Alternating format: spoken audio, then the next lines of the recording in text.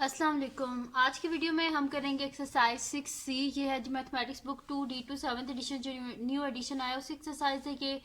और इसका हम करेंगे क्वेश्चन नंबर 16। इससे पहले के जो क्वेश्चन है वो मैं अपनी पिछली वीडियोस में करवा चुकी हूँ, उसका लिंक मैं डिस्क्रिप्शन में दे दूँगी, आप वहाँ से देख लीजिएगा। और अगर अभी तक आपने मेरा चैनल सब्सक्राइब नहीं किया तो उसको सब्सक्राइब कर दीजिए और बेल आइकन को लाजमी प्रेस कीजिएगा ताकि आपको न्यू आने वाली वीडियोज़ के बारे में पता चल सके।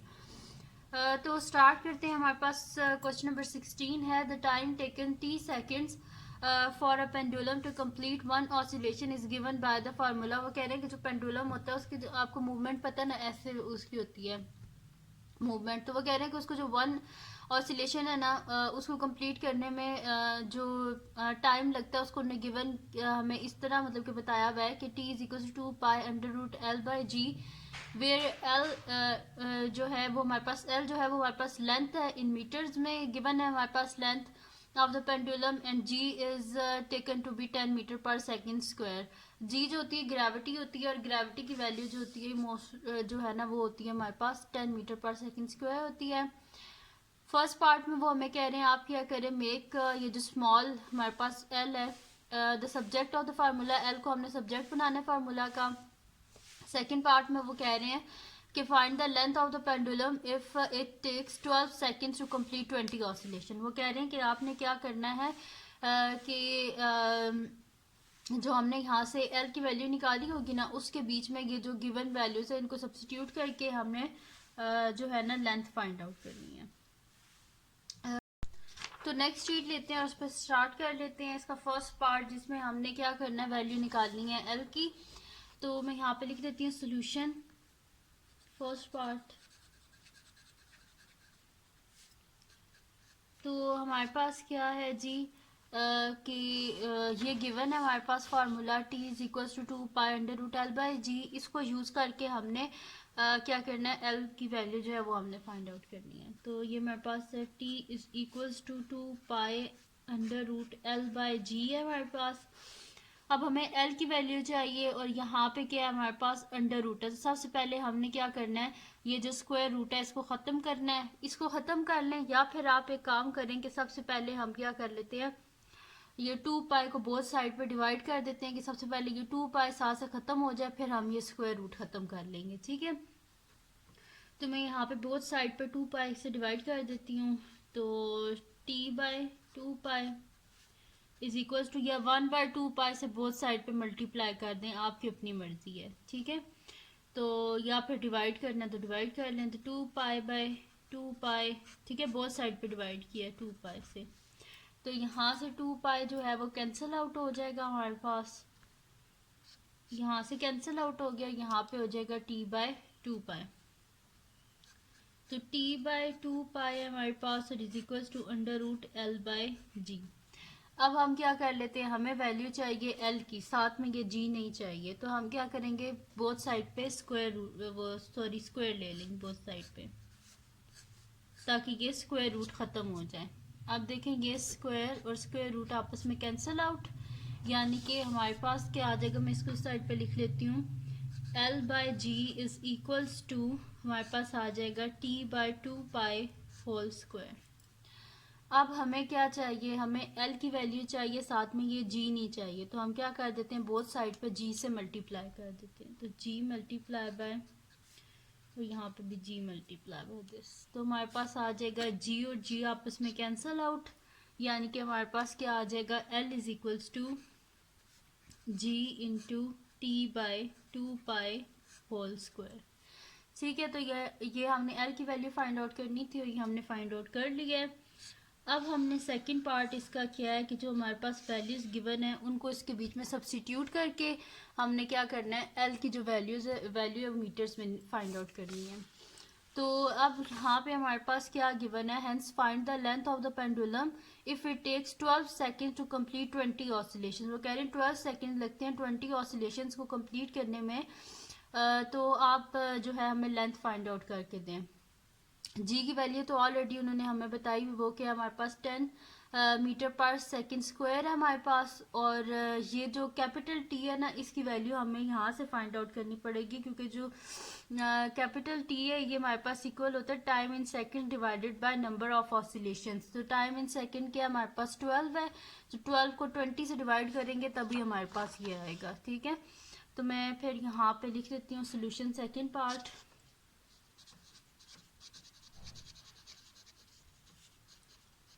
अच्छा, और इसमें हम मैं लिख देती हूँ कि सबसे पहले कैपिटल टी उसको हमने फाइंड आउट करना है, उसके बाद ही ये इसके बीच में सब्स्टिट्यूट कर सकते हैं ना वैल्यूज। तो टी हमारे पास होता है time in seconds divided by number of oscillation.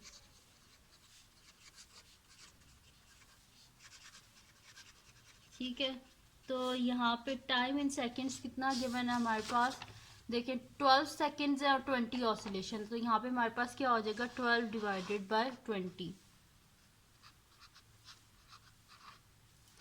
ठीक है, ये हो गया हमारे पास। और क्या है हमारे पास कि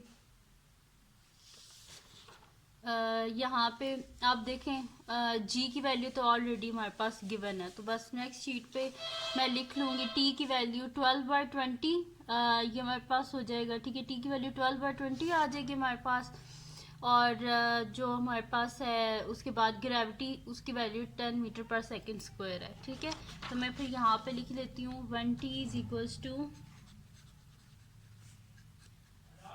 12/20 एंड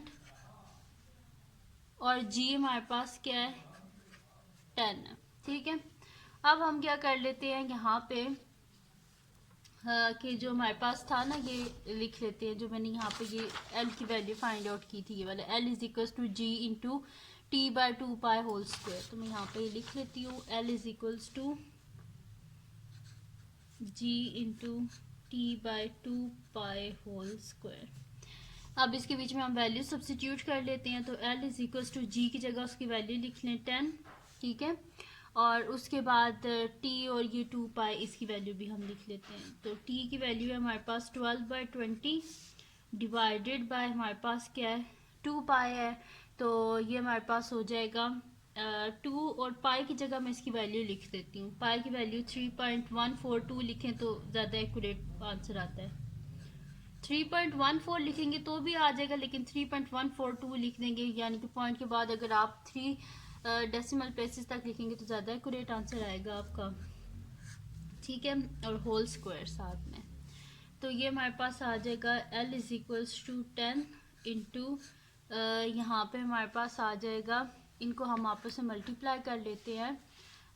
12 को 20 से सॉरी डिवाइड कर लेते हैं, 12/20 है तो इसे डिवाइड करेंगे। 12 divided by 20 is equals to हमारे पास आ रहा है 0.6। ठीक है, तो मैं यहाँ पे लिख देती हूँ 0.6 डिवाइडेड बाय, इनको मल्टीप्लाई कर लेते हैं, 2 मल्टीप्लाई बाय 3.142, तो ये मेरे पास आ रहा है 6.284। तो मैं यहाँ पे लिख लेती हूँ 6.284 और whole square. L is equals to 10 into 0.6 को हम डिवाइड कर देते हैं 6.284 से। ठीक है, फिर उसके बाद जो भी आंसर आएगा उसको हम स्क्वायर ले लेंगे। सही है, तो मैं यहाँ पे लिख देती हूँ 0.6 डिवाइडेड बाय 6.284। ये देखिए मैंने लिखा है, सही है। इसको इज इक्वल टू करते हैं तो ये मेरे पास आ रहा है 0.09548। ठीक है, तो मैं इसको यहाँ पे लिख लेती हूँ और फिर इसका होल स्क्वायर हम ले लेंगे। ठीक है, तो ये मैंने लिख लिया और अब हम यहाँ पे मैं लिख लेती हूँ 0.09548 तक। ठीक है, जितने पॉइंट के बाद आप ज़्यादा मतलब कि नंबर्स लिखेंगे उतना ही आपके पास सही आंसर आएगा। तो इसका अब लिख लेती हूँ होल स्क्वायर, और यहाँ पे जो आंसर है इसी का मैं स्क्वायर ले लेती हूँ, तो ये मेरे पास आ जाएगा L is equals to 10 multiply by, इसका जब मैंने स्क्वायर लिया है तो ये मेरे पास आ रहा है 0.00911 6, ठीक है 65, ये मेरे पास आ रहा है। ये देख लें यहाँ पे, मतलब यहाँ पे लिखा हुआ है ना 10 की पावर -3, तो 10 की पावर -3 है, यानी कि आपने क्या करना है, माइनस है इस वजह से पॉइंट को आपने लेफ्ट साइड पे 3 जंप्स करनी है, ठीक है। तो ये यहाँ पे था ना, देखें पॉइंट, तो लेफ्ट साइड पे जब मैंने 3 जंप्स किए हैं तो 1 2 3 यहाँ पे पॉइंट आ गया। सही है, मैं यहाँ पे आपको करके भी बता देती हूँ, जब भी कैलकुलेटर पे आपके पास आए ना इस तरह, ये रफ वर्क है, ठीक है, जस्ट मैं आपको कैलकुलेटर की बता रही हूँ। आपके पास आंसर है ना 9.11654 मल्टीप्लाई बाय 10 पावर -3।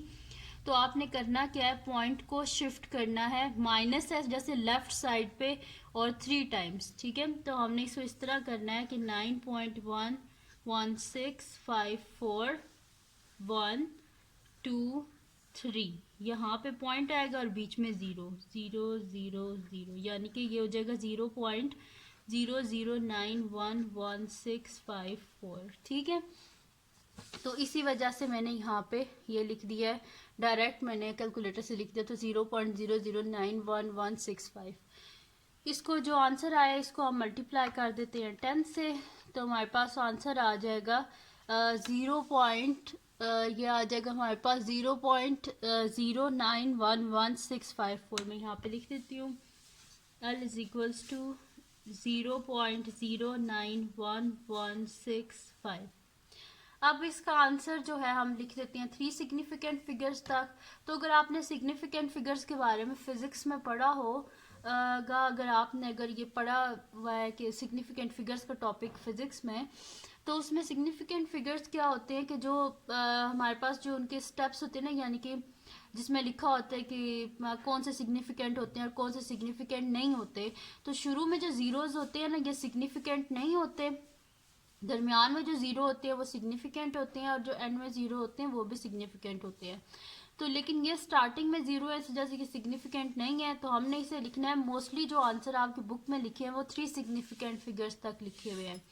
तो इसमें फर्स्ट सिग्निफिकेंट फिगर फिर 9 होगा, सेकंड वाला ये 1 होगा, फिर ये 1 होगा, और 1 के बाद क्या है 6 है, जैसे कि नेक्स्ट नंबर में कन्वर्ट हो जाएगा, यानी कि 912 हो जाएगा हमारे पास। तो मैं यहाँ पे लिख देती हूँ L इज इक्वल्स टू 0.0912, और मैं यहाँ पे लिख देती हूँ, मैंने इसे 3 सिग्निफिकेंट फिगर्स तक लिखा है, ठीक है। तो मैंने यहाँ पे लिख दिया L इज इक्वल्स टू 0.0912, और मैंने इसे राउंड ऑफ किया है 3 सिग्निफिकेंट फिगर्स तक, ठीक है।